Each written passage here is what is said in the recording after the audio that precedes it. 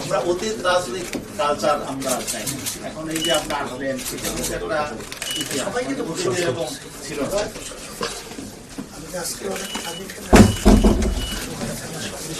আমি তো এই বিল্ডিংটা ভাঙতে হয়, দুজন মানুষের কত শ্রমিকের কাজ করতে হয়, কত শ্রমিক পরিশ্রম করে, কত ইঞ্জিনিয়ার পরিশ্রম করে, আর তারপরে বিল্ডিংটা করেছে, সবাইকে নিয়েই বলতে হবে। আর আমরা যদি গণতন্ত্রকে ভাবি, গণতন্ত্রের ভিন্ন মত থাকতেই কিন্তু তার অর্থই নেই যে আমরা দেশের জন্য কাজ করবো। মতামত থাকবে, আলোচনা, বিভিন্ন মতের, বিভিন্ন পথের, বিভিন্ন আদর্শের মানুষ নিহিত সমাজ গড়ার নামে তো দেশ।